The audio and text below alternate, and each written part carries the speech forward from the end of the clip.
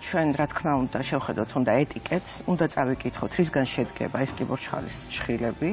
პირველად საერთოდ ისტორიას რო გადავხედოთ იაპონიაში ყოფილა ეს გაკეთებული დაამზადეს და ძალიან დიდი პოპულარობა პოვა თავიდანვე და თავიდანვე იყო გაკეთებული პასტისებური ესეთი ფარშით, ოღონდ თევზის მასა არის, სურიმის ეძახიან მას და წესით თუ კიბორჩხალას ჭხირებს ესე აწერია რომ იმიტირებულია, ანუ როგორც მაგალითად ხიზილალას აწერია ხოლმე რომ იმიტირებულია და ხო არავინ არ კრძალავს მის გამოყენებას, უბრალოდ ვიცით რომ ეს არის რაღაც შემცვლელი, ხო? და არ არის ნამდვილი ეს კიბორჩხალას ჭხირები ზუსტად არ არის კიბორჩხალასგან დამზადებული, რადგან ის არის უბრალოდ თევზის ფარშისგან დამზადებული.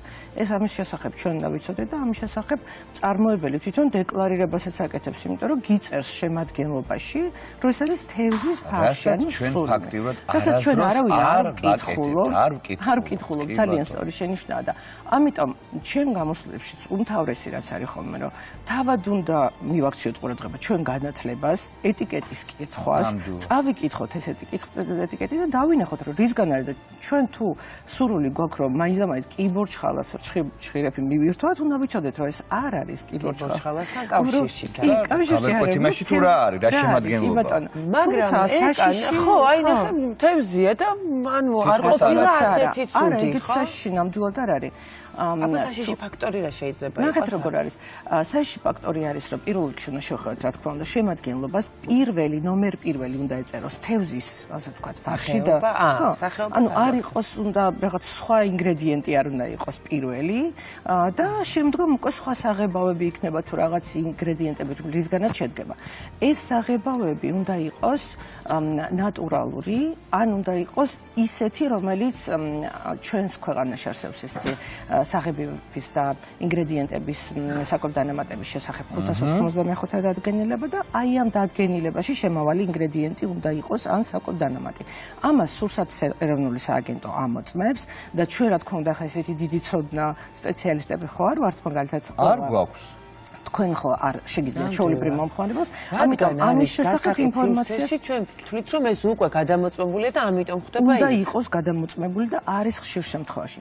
ის რაც კეთდება საქართველოში და ხო ამას საქართველოში არ აკეთებენ კრავის ჭხირები, უფრო ხშირ შემთხვევაში არის ხოლმე შემოტანილი, საქართველოში წარმოებულ ცხოველური წარმოშობის სურსათზე უნდა იყოს აღიარების ნომერი. G ნომერია ესეთი ლათინური ასოებით. G აწერია ხოლმე, შემდგომ არის ხოლმე ნომერი, ამ ნომრის გარეშე ცხოველური წარმოშობის არც ერთი სურსათი არ შეიძლება რომ იყოს ქსელში განთავსებული და რა თქმა უნდა ამასაც სურსათის ეროვნული სააგენტო ამოწმებს.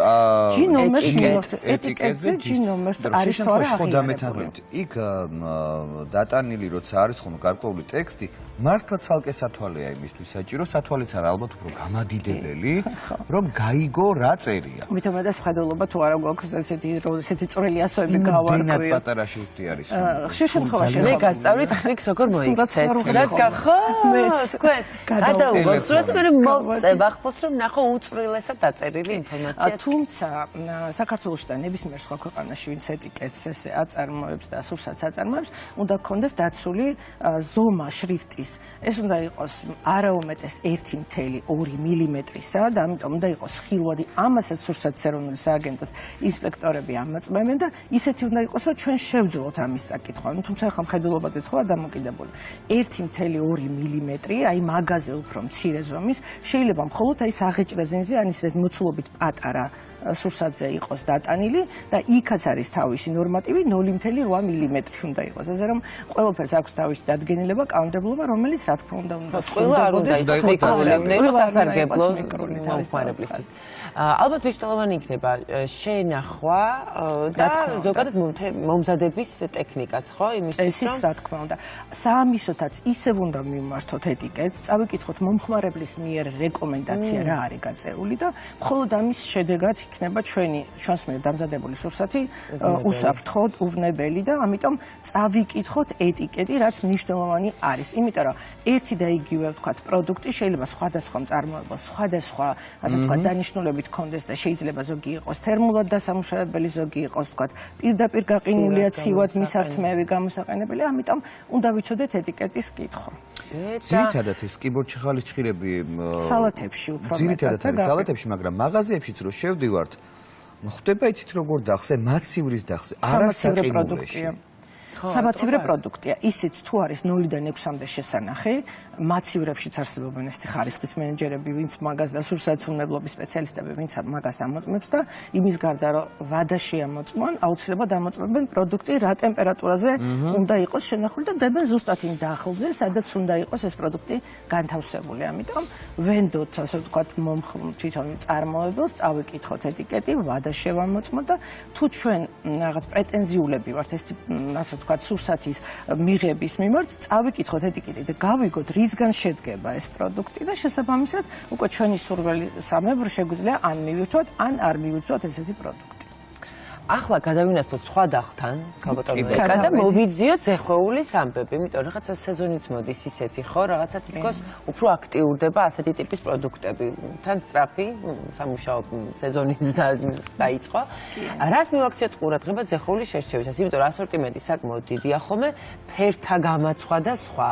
და ჯერ შერჩევა გვასწავლეთ და შემდეგ უკვე რა თქმა უნდა შენახვის. კი ბატონო, რა თქმა უნდა, ის პროდუქტი, რომელსაც ჩვენ ყიდულობთ, დავიცით რომ ზეხვეულის იდოს სამაცივრე, ასე ვთქვათ, დახზე, აუცილებლად უნდა შევიძინოთ მაცივრიდან, უნდა ვნახოთ ვიზუალურად, შევხედოთ, შევაფასოთ, როგორია ეს, ვთქვათ, ზეხვის ბატონი, რანაირად გამოიყურება, უნდა იყოს ერთგვაროვანი, არ უნდა გქონდეს, ვთქვათ, ზევიდან გადმოსული ცხიმები, არ უნდა იყოს დასრილი ზედმეტად, იმიტომ რომ ეგ გამორიცხავს, ანუ ასე ვთქვათ, არ უნდა იყოს შებერილი, იმიტომ რომ მაშინ ეჭვია რომ შიგნით ფერმენტაცია ხო არ დაიწყო და რამე ხო არ არის, ვთქვათ, დუღილის პროცესები ხო არ დაიწყო, შეგუთული უნდა იყოს ყველა შემთხვევაში ზოგი ხომ არ არის შეფუთული. გააჩნია რომ ზოგს აქვს ბუნებრივი გარსაცმელი, ზოგს აქვს ხელოვნური გარსაცმელი, მაგასაც უნდა შევხედოთ. უნდა შევხედოთ მაგას და აგათო უპირატესობა.